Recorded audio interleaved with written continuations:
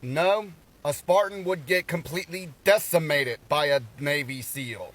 Don't get me wrong, the Spartans were the greatest warriors of their time. Warfare, exercise, and combative sports have evolved exponentially since ancient Sparta. Furthermore, most of what people think they understand about Sparta is completely based in historical fiction. And I'm not just talking about movies like 300 that are a clearly fantasized interpretation of real historical events, but the historians that wrote down the documents for things like the Battle of Thermopylae were famous for exaggerating claims. We know this because even the ancient historians on the Greek side described Xerxes and the Persians as tyrants. But there are many groups, such as the Jews, who lived under Xerxes that actually praised him for being culturally progressive. Furthermore, you also have the Romans to thank for spreading just as much disinformation as the historians who took notes on things like the Battle of Thermopylae.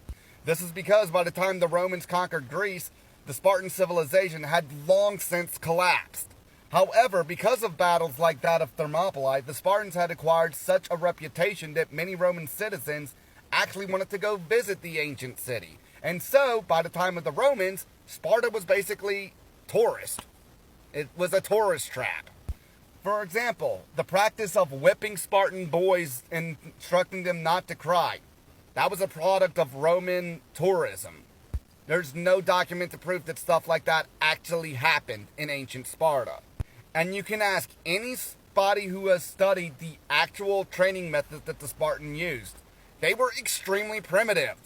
Navy SEALs go through training that the Spartans couldn't even imagine.